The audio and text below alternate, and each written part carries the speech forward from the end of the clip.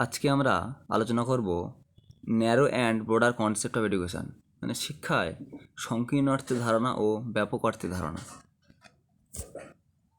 কি বলছে না, শিক্ষা শব্দের ব্যুৎপত্তিগত অর্থ। শিক্ষা শব্দটি এসেছে সংস্কৃত শিখ ধাতু থেকে, যার অর্থ হলো শিক্ষা দেওয়া, নিয়ন্ত্রণ করা, নির্দেশ দেওয়া। আবার শিক্ষা শব্দের সমার্থক শব্দ হিসাবে আমরা পাই বিদ্যা শব্দ। এই বিদ্যা শব্দটি এসেছে বাংলা ভাষায় ব্যবহৃত হয়। এই বিদ্যা শব্দটি এসেছে সংস্কৃত বিদ ধাতু থেকে, যার অর্থ হলো জ্ঞান অর্জন করা বা জানা। এছাড়াও এই যে শিক্ষা বিজ্ঞান, এর ইংরাজি শব্দ কি? এডুকেশান। তো এডুকেশান শব্দটি কোথা থেকে এসেছে আমরা দেখে নিই। এডুকেশান শব্দটির উৎপত্তি হয়েছে যে সমস্ত লাটিন শব্দ থেকে, সেগুলি হলো এডুকেয়ার, যার অর্থ হলো লালন পালন করা বা পরিচর্যা করা বা প্রতিপালন করা। এডুসেরি, যার অর্থ হলো নির্দেশনা দান বা প্রকাশিত করা। এছাড়াও এডুকেটাম, শিক্ষাদান বা প্রশিক্ষণের কাজ। এডুকেটাম বলতে আমরা বুঝি শিক্ষাদানের কাজ বা প্রশিক্ষণ বা অনুশাসন। এবং এডুকেটিও, এই এডুকেটিও শব্দটি দুটি শব্দের সংমিশ্রণে গঠিত। একটি হলো ই, অপরটি হলো ডুকো। ই এর অর্থ হলো ফ্রম বা থেকে বা আউট অফ, এবং ডুকো এর অর্থ হলো অন্তর্নিহিত কোনো কিছু প্রকাশ করা বা টু ড্র আউট। এইভাবে আমরা বলতে পারি যে শিশুর মধ্যে যে সমস্ত সম্ভাবনা লুকিয়ে থাকে, সেই সম্ভাবনাগুলিকে প্রকাশিত করা বা বাইরে নিয়ে আসা বা নিষ্কাশন করাই হলো এডুকেটিও। এছাড়াও আরও একটি হলো এডুকেটাস, যার অর্থ হলো লালন পালন করা। এই গেল লাটিন শব্দ থেকে এডুকেশন শব্দের উৎপত্তি। এছাড়াও আমরা অপর একটি শব্দ জানি, যেটা হচ্ছে পেডাগজি বা শিশু মনোবিদ্যা, যেটি বিজ্ঞানসম্মত পদ্ধতির মাধ্যমে শিক্ষাদান, মানে শিশুদেরকে আমরা কীভাবে শ্রেণীকক্ষে পাঠদান করব, কীভাবে তাদেরকে শিক্ষা দেব, সেই সমস্তটাকে বলছে পেডাগজির মাধ্যমে বা বিজ্ঞানসম্মত পদ্ধতির মাধ্যমে শিক্ষা দান করা। শিক্ষা সম্পর্কে বিভিন্ন শিক্ষাবিদ বা মহামানুষদের যে সমস্ত সংজ্ঞা আছে, চলো কয়েকটি সংজ্ঞা আমরা দেখে নিই।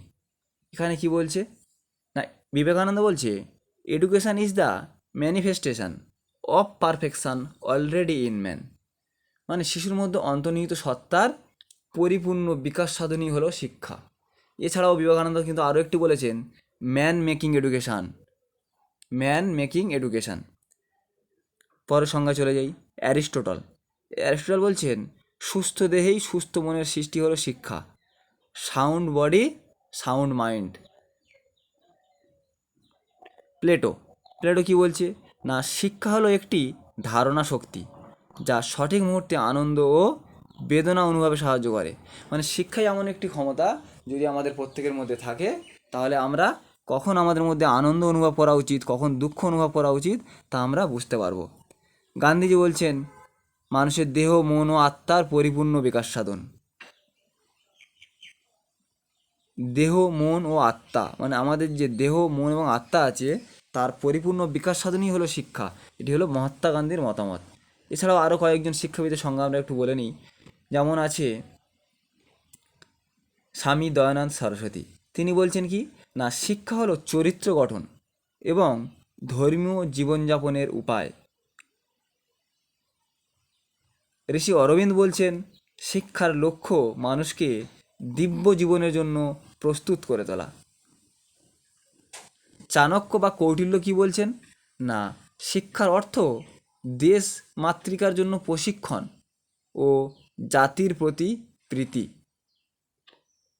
এই সংজ্ঞাতে গিয়ে শঙ্করাচার্য বলছেন আত্ম উপলব্ধির উপায় হলো শিক্ষা। এছাড়াও আমাদের উপনিষদে বলা আছে সা বিদ্যা যা বিমুক্তায়ে, এবং গীতাতে বলা আছে শিক্ষার চেয়ে পবিত্র আর কিছুই নেই। দেখো তোমরা একটা ছবি দেখতে পাচ্ছ নিশ্চয়ই। এখানে আমি তোমাদেরকে বোঝার জন্য রেখেছি একটা ছোট আকারের এডুকেশানের এবং একটা বড় আকারের এডুকেশান।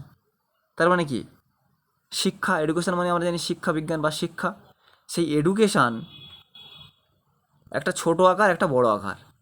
মানে কি সংকীর্ণ অর্থকে বলছি আমরা ছোট আকার, এবং বড় আকারটাকে বলছি বর্ডার কনসেপ্ট অফ এডুকেশন বা ব্যাপক অর্থে শিক্ষা। দেখো সংকীর্ণ অর্থে শিক্ষার ধারণা কি বলছে না, সংকীর্ণ অর্থে শিক্ষা হলো পুঁথিভিত্তিক এবং বিদ্যালয় ভিত্তিক শিক্ষা ব্যবস্থা। কোনো শিক্ষা প্রতিষ্ঠানে নির্দিষ্ট পাঠ্যক্রমকে সামনে রেখে অভিজ্ঞ ব্যক্তিদের দ্বারা পাঠ্যক্রমের বিষয়কে শিক্ষার্থীদের মধ্যে সঞ্চালনের প্রক্রিয়াকে সংকীর্ণ অর্থে শিক্ষা বলে। এর কয়েকটি থিওরি আমরা দেখে নিই। আহরণ তত্ত্ব, যেখান থেকে আমরা জ্ঞান আহরণ করি।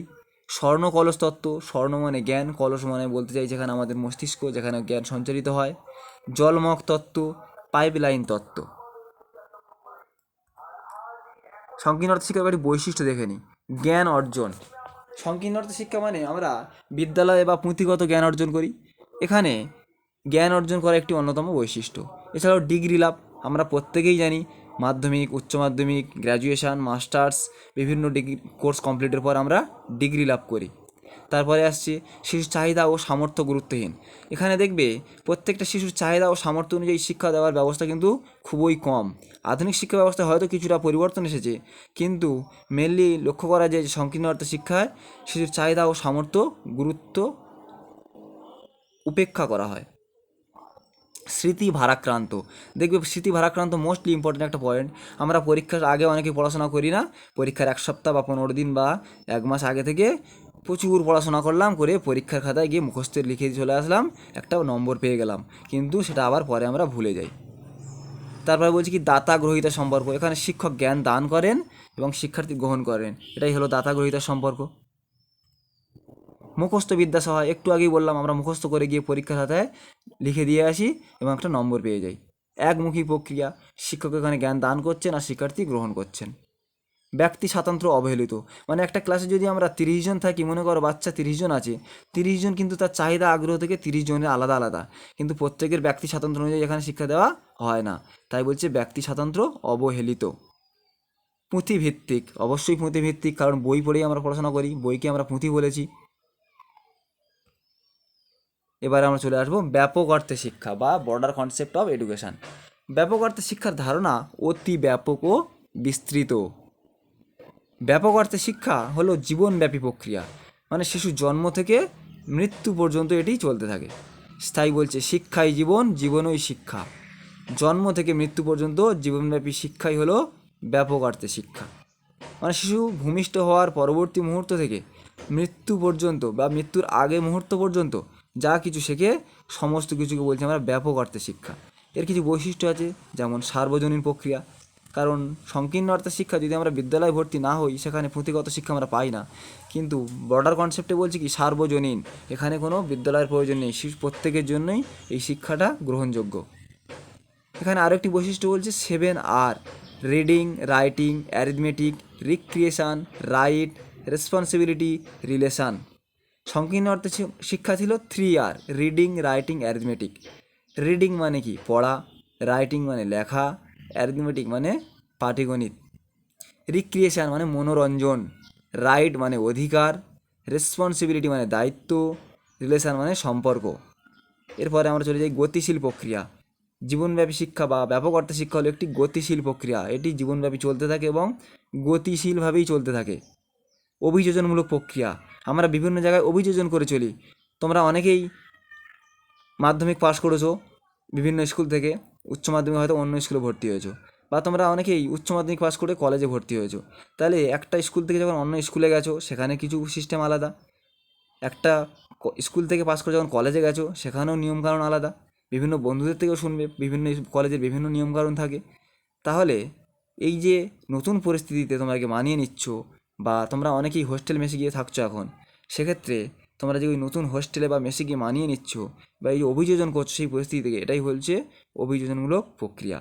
এছাড়া আছে বহুমুখী প্রক্রিয়া, মাল্টি ওয়ে প্রসেস, মানে ব্যাপক অর্থে শিক্ষা কোনো একটি নির্দিষ্ট দিক নেই, আমরা সমস্ত দিক থেকেই শিক্ষা লাভ করতে পারি। এছাড়াও চাহিদা ও প্রবণতা ভিত্তিক, প্রত্যেকটা শিশু নিজের চাহিদা ও প্রবণতা অনুযায়ী শিক্ষা লাভ করতে পারে। কেউ ক্রিকেটার হচ্ছে, কেউ ফুটবলার হচ্ছে, কেউ সিঙ্গার হচ্ছে, কেউ ড্যান্সার হচ্ছে, এই সমস্ত দিকে তা আমরা যেতে পারছি। সামাজিক প্রক্রিয়া, অবশ্যই এটি একটি সোশ্যাল প্রসেস, সমাজের মধ্যে দিয়েই ঘটে, তাই বলছি সামাজিক প্রক্রিয়া, সমাজের বাইরে কোনো কিছুই নয়। দেখো তোমাদের ধারণা একটু ক্লিয়ার করার জন্য একটা পার্থক্য রেখেছি। কি বলছে না, সংকীর্ণ অর্থে ধারণা 3R, ব্যাপক অর্থে ধারণা 7R। সংকীর্ণ অর্থে ধারণা দেখো নির্দিষ্ট বিষয়ের উপর গুরুত্ব, বহুমুখী পাঠ্যক্রম নয়, মানে নির্দিষ্ট একটি বিষয়, আজকে আমরা এডুকেশন পড়ছি তাই এডুকেশনের উপর জোর দিচ্ছি, কিন্তু ব্যাপক অর্থে শিক্ষার কোনো পাঠ্যক্রম নেই, এটি বহুমুখী পাঠ্যক্রম। সংকীর্ণ অর্থে শিক্ষার ধারণা কি বলছে দেখো, প্রতিষ্ঠান না বিদ্যালয় থেকে আমরা শিখি বা পরিবার থেকেও কিছু কিছু শিখে থাকি, কিন্তু ব্যাপক অর্থে শিক্ষায় বিদ্যালয়, পরিবার, টেলিভিশন, রেডিও, বেতার, প্রেস, ইন্টারনেট, আজকের আধুনিক যুগের AI টেকনোলজি থেকে শুরু করে সমস্ত কিছু থেকে আমরা ব্যাপক অর্থে শিক্ষার ধারণা পাই। সংকীর্ণ অর্থে শিক্ষা বিদ্যালয়ে শুরু হয়, বিদ্যালয়ে শেষ হয়, কিন্তু ব্যাপক অর্থে শিক্ষা জন্ম থেকে মৃত্যু পর্যন্ত চলে। সংকীর্ণ অর্থে শিক্ষায় মনোবিজ্ঞানের প্রয়োগ কম, শিক্ষক জ্ঞান সঞ্চালন করেন এবং শিক্ষার্থী গ্রহণ করেন, কিন্তু ব্যাপক অর্থে ধারণায় বলছে শিক্ষক হবেন বন্ধু, দার্শনিক, পথপ্রদর্শক, মানে ফ্রেন্ড, ফিলোজফার এবং গাইডেন্স বা গাইড হিসাবে তিনি কাজ করবেন। শিক্ষার্থী নিষ্ক্রিয় শ্রোতা, দেখো সংকীর্ণ অর্থে শিক্ষা বলছে শিক্ষার্থী নিষ্ক্রিয় শ্রোতা, কিন্তু ব্যাপক অর্থে শিক্ষা বলছে কি শিক্ষার্থী সর্বদা সক্রিয়, তোমাকে সক্রিয় থেকে শিক্ষা লাভ করতে হবে। সংকীর্ণ অর্থে শিক্ষায় মৌখিক আলোচনা ও স্মৃতির উপর নির্ভর করে, ব্যাপক অর্থে শিক্ষায় স্বতঃস্ফূর্ত প্রক্রিয়া, কার্যকারণ সম্পর্ক নির্ণয় এবং প্রয়োগ কৌশল বা বাস্তব অভিজ্ঞতা, মেনলি বাস্তব অভিজ্ঞতার উপর ভিত্তি করে আমরা শিখে থাকি। পরের স্লাইডে যাই। শিক্ষা জীবনব্যাপী প্রক্রিয়া, দেখো এক কথায় আমি বোঝাতে চেয়েছি যত দিন বাঁচি তত দিন শিখি। দেখো খুব সহজভাবে বলতে গেলে জীবনব্যাপী শিক্ষা হলো যতদিন বাঁচি ততদিন শিখি। জীবনব্যাপী শিক্ষা মনে করে শিক্ষা কেবলমাত্র বাল্যকাল থেকে বয়সন্ধিকালের মধ্যে সীমাবদ্ধ থাকবে না, এটি দ্রুত পরিবর্তনশীল বিশ্বের সঙ্গে পা চালিয়ে চলতে গেলে আমাদেরকে নিজেদেরকে পরিবর্তন ঘটাতে হবে। তাই পরিবর্তনশীল পরিবেশের সাথে যতদিন আমরা বাঁচব ততদিন শিখব। এর কিছু বৈশিষ্ট্য আছে, যেমন ব্যাপক অর্থে শিক্ষা, অবশ্যই ব্যাপক অর্থে শিক্ষা তোমাদের বলেছি একটু আগেই যে জন্ম থেকে মৃত্যু পর্যন্ত চলে, তাই ব্যাপক অর্থে শিক্ষা একটি জীবনব্যাপী শিক্ষার অন্যতম মূল বৈশিষ্ট্য। এছাড়াও আছে ব্যক্তির স্বাধীনতা, এখানে ব্যক্তি নিজের স্বাধীন মতোভাবে শিক্ষা লাভ করতে পারে, নির্দিষ্ট কোনো পাঠ্যক্রম নেই, নির্দিষ্ট কোনো বাধা ধরা নিয়মকানুন নেই। শিক্ষা হলো একটি বিকাশমূলক প্রক্রিয়া, শিক্ষা হলো অভিযোজনমূলক প্রক্রিয়া, আমরা বিভিন্ন পরিবেশ পরিস্থিতির সাথে অভিযোজন করে শিক্ষা লাভ করি। এছাড়াও জীবনব্যাপী শিক্ষার কোর্স কি বলছে না, প্রথাগত শিক্ষার বিভিন্ন কোর্সের বিষয়বস্তুকে জীবনব্যাপী শিক্ষার উপযোগী করে তোলে, মানে আমরা সংকীর্ণ অর্থে শিক্ষাতে যে সমস্ত কোর্স শিখি সেই সমস্ত থেকে কিছু জ্ঞান বা অভিজ্ঞতা আমাদের ব্যাপক অর্থে শিক্ষা বা জীবনব্যাপী শিক্ষাতে সাহায্য করে বা পরিবর্তনশীল পরিবেশে মানিয়ে আমাদেরকে চলতে সাহায্য করে। আজকের টপিক এটুকুই ছিল, ধন্যবাদ।